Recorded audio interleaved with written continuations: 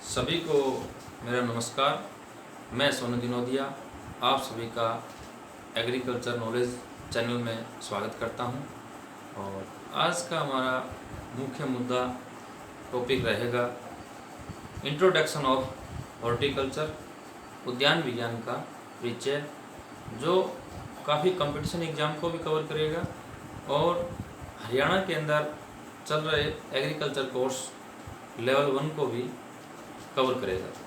तो सबसे पहले सोलनेसी क्रॉप्स की बुक्स में से यूनिट 1 है जो, उससे हमने लिया है टॉपिक इंट्रोडक्शन ऑफ हॉर्टिकल्चर, उद्यान विज्ञान का परिचय। उद्यान विज्ञान के परिचय की बात करते हैं तो सबसे पहले हॉर्टिकल्चर शब्द की बात करेंगे हम लोग। हॉर्टिकल्चर शब्द कौन सी भाषा का शब्द है, कौन सी भाषा से लिया गया। हॉर्टिकल्चर शब्द लैटिन भाषा के 2 शब्दों से बना है, हॉर्टस प्लस कल्चरा। हॉर्टस का अर्थ होता है उद्यान, कल्चरा यानी कल्टीवेशन।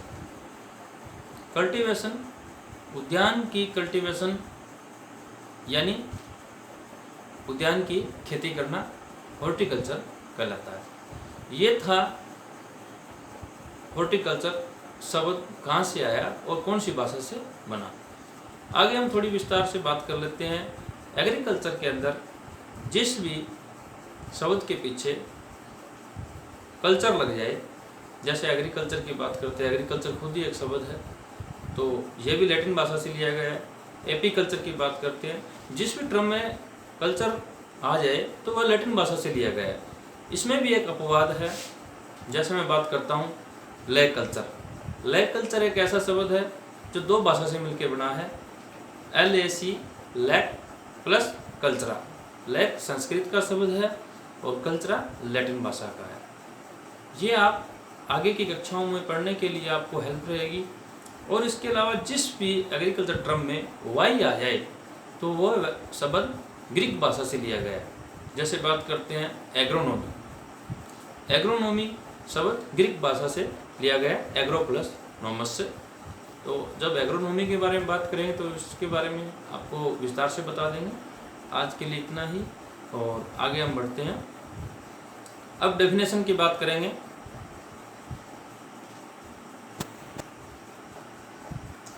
शब्द के विवरण के बाद हम बात करेंगे उद्यान विज्ञान की परिभाषा, डेफिनेशन क्या है। उद्यान विज्ञान किसे कहते हैं? कृषि विज्ञान की वह शाखा जिसमें फल, फूल, सब्जियां, बागवानी, व्यावसायिक फूल, औषधीय फसलें, सुगंधित फसलें, मसाले वाली फसलें, व्यक्तिगत पेड़, झाड़ियां, लताएं और तुड़ाई के बाद में प्रबंधन आदि का अध्ययन किया जाता है, उसे उद्यान विज्ञान कहते हैं या हॉर्टिकल्चर कहते हैं। इन सब का जिस विज्ञान के अंदर, एग्रीकल्चर की जिस शाखा के अंदर अध्ययन किया जाता है उसे उद्यान विज्ञान कहा जाता है। सरल और सिंपल लैंग्वेज भी, ये लैंग्वेज बहुत ही अच्छी है आपके लिए भी। ये डेफिनेशन आप दे सकते हो किसी भी एग्जाम में, आप भूलोगे नहीं। अगर 1-2 टर्म भूल भी जाते हो तो कोई दिक्कत नहीं है। जैसे मैं बात करता हूँ, आप शॉर्ट टर्म में बता सकते हो अगर ये आपको लंबी लग रही है परिभाषा। उद्यान विज्ञान कृषि विज्ञान की वह शाखा जिसमें फल, फूल व सब्जियों के बारे में अध्ययन किया जाता है, उसे उद्यान विज्ञान कहते हैं। और अगर आप सब बता देते हो, मसाले वाली, व्यक्तिगत पेड़, अलंकृत बागवानी, प्रसंस्करण, तो आपके कोई भी नंबर नहीं कटेगा और आपको पूरा नंबर मिलेगा इसके अंदर। डेफिनेशन के बाद में हम बात करेंगे बागवानी का महत्व। भारत के अंदर बागवानी का क्या महत्व है?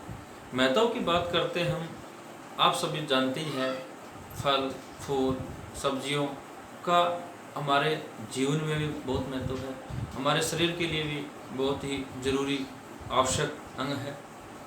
इसकी बात करते हैं हम, हमारे पोषक तत्वों, विटामिन्स, खनिज, गंध, रेशे आदि का महत्वपूर्ण स्रोत है। तो एग्रीकल्चर की बात करते हैं तो उद्यान विज्ञान एक एडवांस कल्चर है।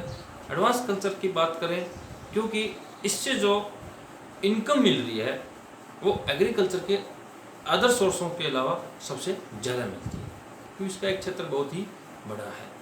इसके अलावा हम बात करेंगे कि कृषि क्षेत्र में परिवर्तनशीलता लाती है, जो हमारा एग्रीकल्चर क्लाइमेट है उसमें चेंजिंग लाती है।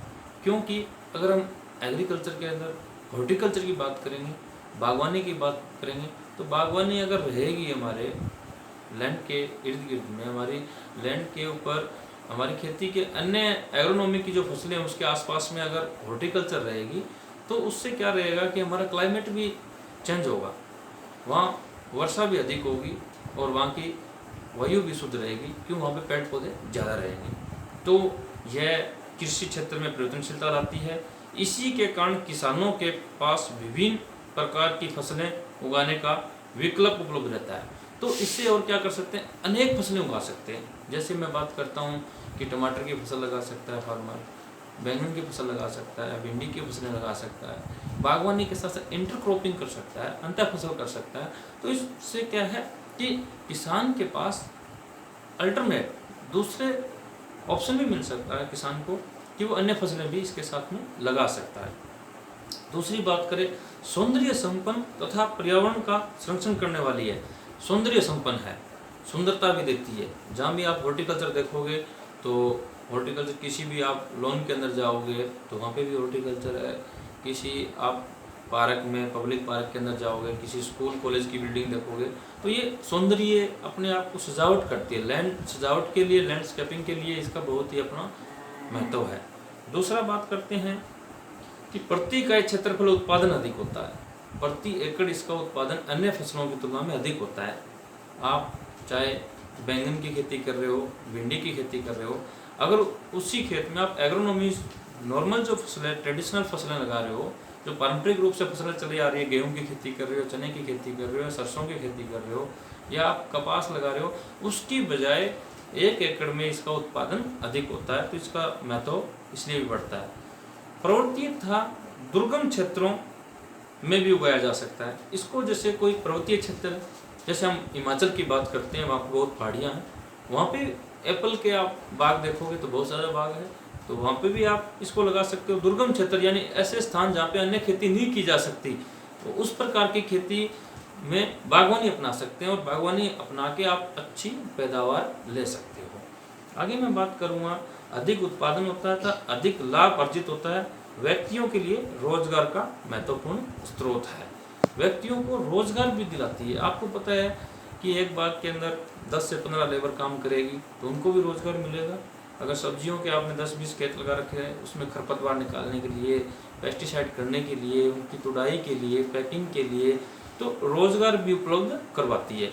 ये तो था इसका महत्व। अगले टॉपिक की मैं बात करूंगा आपके सामने कि वर्तमान में बागवानी फसलों की भारत में स्थिति क्या, सिचुएशन क्या है प्रेजेंट टाइम में, वर्तमान समय में बागवानी की क्या पोजीशन है इंडिया के अंदर, उसकी बात करते हैं। आप भारत के लगभग सभी क्षेत्रों में हॉर्टिकल्चर क्रॉप्स बागवानी की जाती है। भारत के सभी राज्यों में, राजस्थान, पंजाब, हरियाणा, सिक्किम, नेपाल,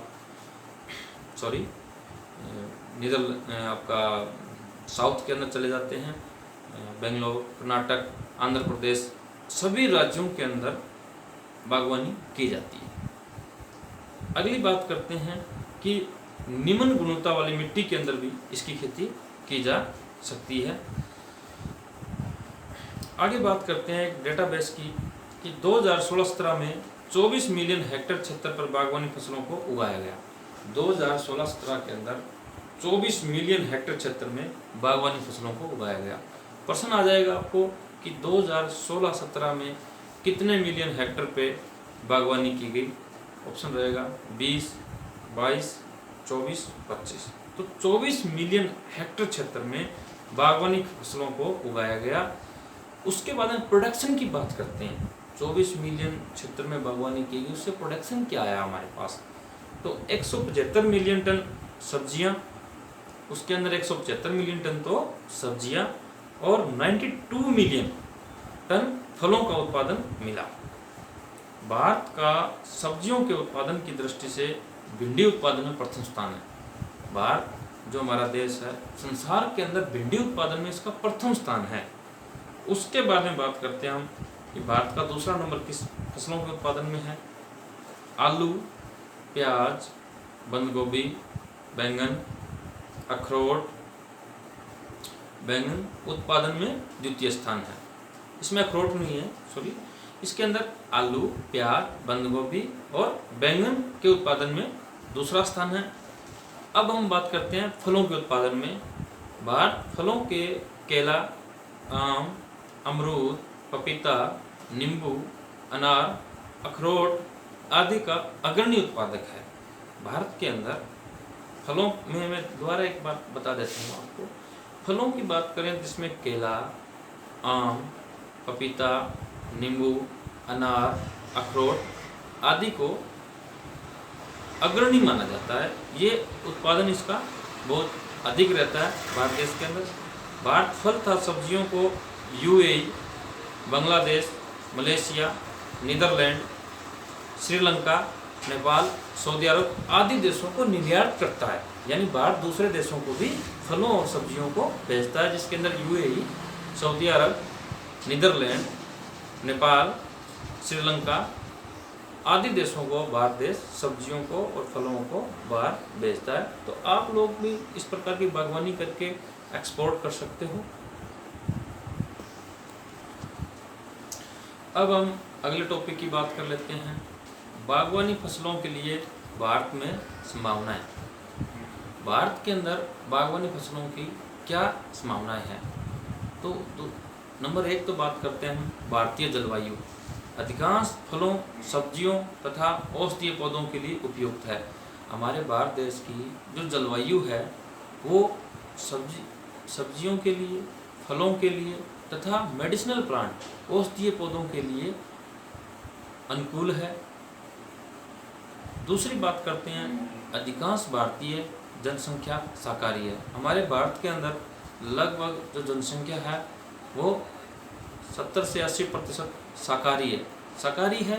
तो जो नॉनवेज नहीं खा रहे, वेजिटेरियन पब्लिक है हमारी, जो अपनी प्रोटीन्स, विटामिन्स आदि की पूर्ति फलों के माध्यम से करते हैं अन्य देशों की तुलना में।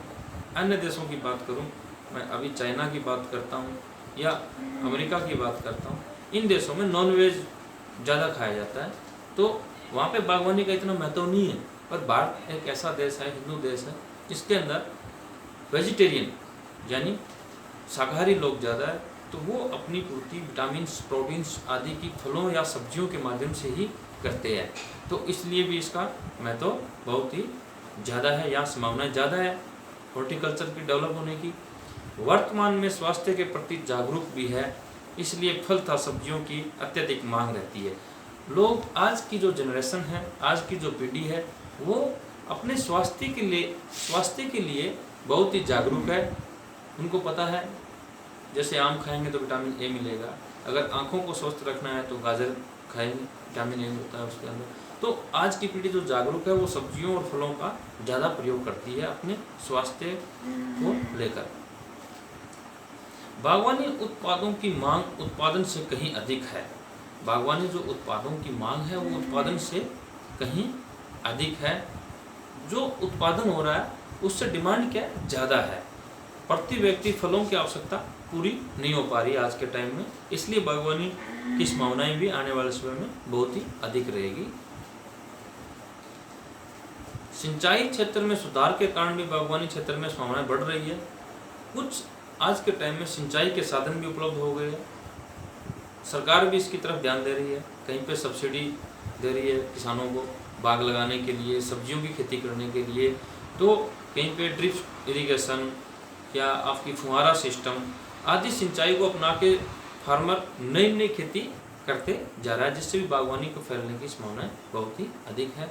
भारत में बागवानी फसलों के लिए उत्पादन के लिए अपार संभावनाएं हैं। इसके लिए निम्नलिखित कारण है। कारण क्या है कि इसकी संभावनाएं फैलने की ज़्यादा है?